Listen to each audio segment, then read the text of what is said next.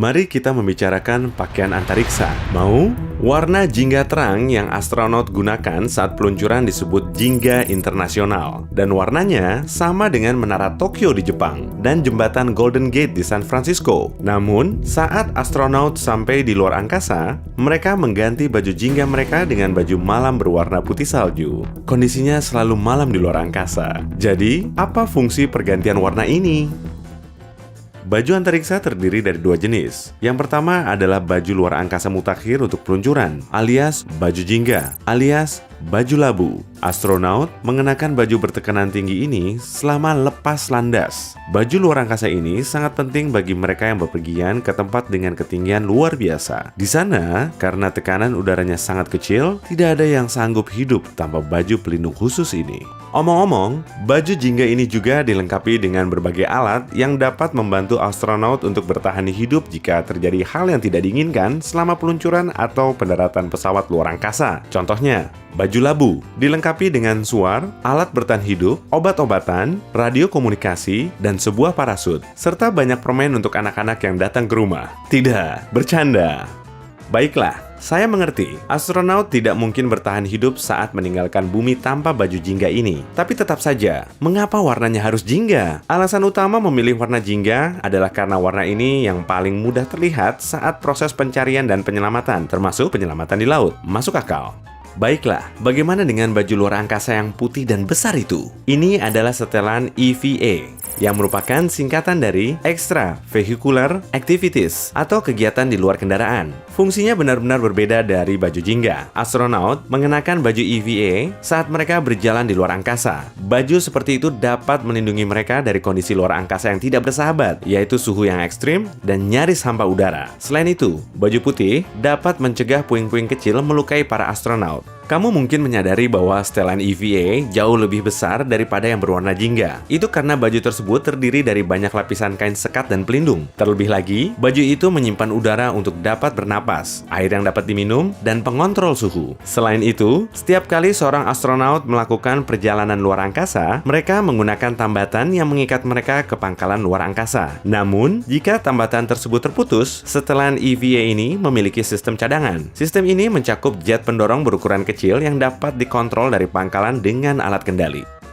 Untuk warnanya, putih memantulkan panas matahari dengan lebih baik daripada warna lain. Hasilnya, astronot tidak merasa kepanasan. Terlebih lagi, warna putih merupakan pilihan terbaik untuk membedakan posisi astronot yang kecil dibandingkan bentangan luas ruang hitam di luar angkasa. Satu detail yang unik, meski baju antariksa putih melindungi astronot dari rasa kepanasan, baju tersebut tidak dapat mencegah kondisi yang terlalu dingin. Saat itulah sarung tangan ini berperan. Ya, sarung tangan tersebut telah dilengkapi dengan pemanas yang membuat jari-jari para astronot nyaman dan bekerja dengan baik. Omong-omong soal astronot, bagaimana jika kita mengintip fakta keren mengenai kehidupan mereka yang tidak biasa itu? Saat tidur, astronot harus punya aliran udara yang cukup di sekeliling mereka. Jika tidak, karbon dioksida yang mereka embuskan dapat membentuk gelembung di sekitar kepala mereka dan membuat mereka kekurangan oksigen. Ketika seorang astronot melemparkan bumerang di dalam pangkalan luar angkasa internasional, benda itu akan kembali kepadanya. Jadi, ingatlah bahwa selama ada udara yang memberikan daya tarik yang diperlukan, bahkan keadaan tanpa bobot pun tak akan menghalangimu untuk bersenang-senang.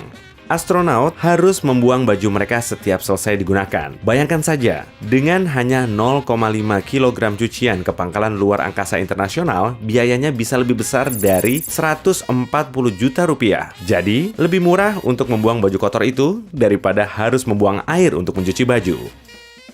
Skylab adalah pangkalan luar angkasa Amerika pertama yang beroperasi sekitar setengah tahun dari Mei 1973 hingga Februari 1974. Interiornya cukup besar dan para astronot terkadang terjebak di sana. Dari sana, mereka harus menunggu aliran udara untuk meniup mereka mendekati dinding atau mencoba berenang di udara. Berbulan-bulan setelah kembali dari misi panjang di luar angkasa, para astronot masih terbiasa melempar benda-benda seolah mereka masih mengambang di udara. Mereka sudah terbiasa dengan segala hal yang melayang. Mereka akan terkejut ketika benda-benda itu jatuh ke lantai. Ada seorang astronot yang telah menunggu selama 19 tahun sebelum akhirnya terbang ke luar angkasa. Masalahnya, misi yang dipilihnya harus dibatalkan. Namun, dia tetap menjadi cadangan bagi astronot lain. Akhirnya, pada tahun 1985, astronot yang gigih itu berhasil terbang dengan pesawat luar angkasa. Semua astronot Amerika harus belajar bahasa Rusia untuk dapat mengoperasikan pangkalan luar angkasa internasional menggunakan panduan berbahasa Rusia jika tidak ada alternatif lain. Ada orang yang dilatih khusus untuk mencium aroma setiap benda yang dibawa astronot ke luar angkasa. Ini dilakukan untuk melindungi mereka dari bau tidak sedap atau beracun. Masalahnya, kamu tak bisa benar-benar membersihkan udara di luar angkasa jika kamu tidak suka dengan baunya. Itu sebabnya NASA sangat berhati-hati tentang bau apa yang diizinkan untuk berangkat. Selama beradaptasi di luar angkasa, 50% hingga 75% astronot memiliki sindrom yang sangat tidak menyenangkan, seperti vertigo, sakit kepala, mual, dan kelelahan secara menyeluruh. Tidak terdengar menyenangkan. Untungnya, semuanya kembali normal dalam 72 jam. Ketika astronot berada di luar angkasa, mereka sering melihat kilatan cahaya tak menentu. Dan itu bukan halusinasi. Sinar kosmik yang mengenai saraf optik menciptakan efek ini. Kamu tak akan melihat kilatan serupa di bumi, karena magnetosfer menghalangi sinar kosmik menjangkaumu. Syukurlah. Jika seorang astronot perlu menggaruk hidungnya saat mengenakan setelan EVA, terdapat bantalan velcro di dalam helmnya. Saya selalu bertanya-tanya tentang itu.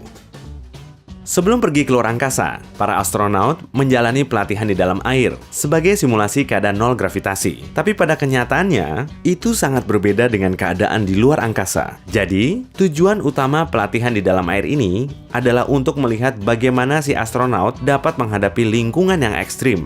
Jika kamu selalu bermimpi menambah sedikit tinggi badanmu, cobalah pergi ke luar angkasa. Karena kurangnya gravitasi, astronot mengalami pertambahan tinggi badan, rata-rata 5 cm lebih tinggi selama misinya. Tapi mereka kembali memendek beberapa bulan setelah kembali ke bumi. Jelas, jika seseorang terluka di pangkalan luar angkasa, mereka tidak dapat segera dilarikan ke rumah sakit. Itu sebabnya setiap astronot dilatih secara ekstensif, sehingga mereka dapat menangani keadaan darurat medis. Sebelum terbang ke luar angkasa, calon astronot harus melewati persaingan yang ketat. Menurut NASA, mereka hanya menerima 8 dari 6.000 pelamar. Selain itu, proses seleksinya memakan waktu sekitar 18 bulan. Ketika seorang astronot kembali dari ISS, pangkalan luar angkasa, mereka merasa menjadi lebih kikuk. Setelah terbiasa dengan minimnya gravitasi di luar angkasa, mereka kesulitan untuk beradaptasi dengan jalanan menanjak atau sekedar berjalan di sekitar perabotan rumah. Kurangnya gravitasi juga membuat bersin di dalam baju luar angkasa menjadi masalah serius. Jika mereka benar-benar harus bersin, para astronot menundukkan kepala mereka ke bawah dan bersin ke arah dada mereka. Kalau tidak, kaca helm mereka harus dilengkapi dengan pengelap otomatis. Bersin itu sangat melegakan. Astronot mengganti makanan mereka dari roti menjadi tortilla tepung sejak pertengahan 80-an. Masalahnya, makanan dengan remah tidak diperbolehkan di pangkalan luar angkasa karena remah-remah itu dapat merusak peralatan. Sebaliknya, tortilla tidak punya risiko itu. Selain itu, tortilla langsung digemari di kalangan astronot. Mereka juga mengambang dengan baik di lingkungan tanpa gravitasi. Jika seorang astronot menangis di luar angkasa, air matanya tak akan mengalir di wajah mereka. Sebaliknya, air mata itu menjadi gumpalan cairan pekat di sekitar mata mereka akibat tekanan yang menyatukan air tersebut.